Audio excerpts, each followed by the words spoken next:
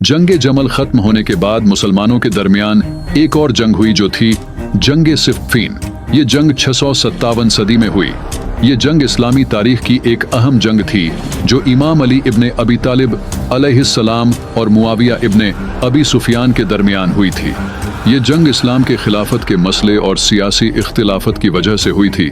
जब जंग जमल के बाद मुआविया ने यह देखा कि इमाम अली अलैहिस्सलाम का लश्कर कमजोर हो गया है तो इसने फौरन 1,20,000 का लश्कर बनाकर शाम से रक्का की ओर जंग के लिए निकल पड़ा और पहले ही सिफ़ीन के मैदान पर पहुंचा और अपने खेमे वहां लगा दिए और जंग की स्ट्रेटजी बनाना शुरू कर दिया।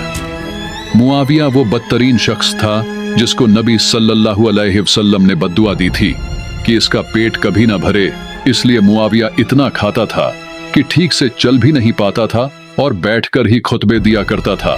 और इसका यह तरीका नबी सल्लल्लाहु अलैहि वसल्लम के सुन्नतों के खिलाफ था। और नबी सल्लल्लाहु अलैहि वसल्लम ने एक मर्तबा ये फरमाया था कि मेरी सुन्नतों को सबसे पहले बनु उमैया का एक इंसान बदलेगा जो कि मुआविया था। मुआविया सियासत हजील करना चाहता था और जब इमाम अली अलैहिस्सलाम खलीफा बने थे तो इसने इमाम अली अलैहिस्सलाम की बेयत नहीं की और हजरत उस्मान रजी अल्लाह के कत्ल के मुतालबे से इमाम अली अलैहिस्सलाम के खिलाफ हो गया। फिर इसके बाद इमाम अली अलैहिस्सलाम ने भी अपने साथ कूफा से 1,00,000 का लश्कर बनाया जिसमें इमाम हसन, इमाम हुसैन, मोहम्मद हनफिया और हजरत गाजी अब्बास अलैहिस्सलाम भी थे। इसके बाद ये लश्कर शाम की ओर निकल पड़ा। जंग से पहले इमाम अली अलैहिस्सलाम ने मुआविया को कई बार खत लिखकर सुलह करने का मुआहदा दिया था, लेकिन इसने सुलह नहीं की और इमाम अली अलैहिस्सलाम का इनकार करता रहा। जब मुआविया उसकी हरकतों से बाज नहीं आ रहा था तो इमाम अली अलैहिस्सलाम ने उसे एक खत लिखा जिसमें यह लिखा था, अल्लाह के बंदे अली इब्ने अबी तालिब की तरफ से मुआविया के नाम, अम्मा बाद मुझे वही अल्लाह की तलवार दी गई है जो आज भी मेरे पास है। यही वो तलवार है जिसने बद्र में तेरे नाना अब्बू सुफियान, तेरे भाई हथनदाला और तेरे मामू उतबा के खिलाफ लड़ते हुए इनका सर उड़ाया था। वो तलवार आज भी मेरे पास है। ना अली बूढ़ा हुआ और ना ही जुल्फिकार कुंद हुई है। मेरे बाजू में आज भी वही ताकत है जो बद्र में थी। इमाम अली अलैहिस्सलाम ने इसको इसी के तरीके से जवाब दिया। फिर ये दोनों फौजें सिफ़ीन में एक दूसरे के सामने आई। दोनों फिराका पहले सुलह की कोशिश करते रहे। इमाम अली अलैहिस्सलाम ने मुआविया को समझाने की कोशिश की कि वो बैयत करें और उम्मत के मुत्तहिद रहने का सबब बने, लेकिन मुआविया ने कत्ले उस्मान का मसला उठाए रखा और इनकार करता रहा। जब सुलह न हो सकी तो जंग का आगाज हुआ। ये जंग 1 महीने तक चली जिसमें मुख्तलिफ मराहिल में दोनों तरफ से शिद्दत से लड़ाई हुई। इमाम अली अलैहिस्सलाम की फौज अदल और हक की बुनियाद पर लड़ रही थी और मुआविया की फौज की क़यादत अम्र इब्न अलस कर रहा था जो सियासी चालाकी के लिए मशहूर था।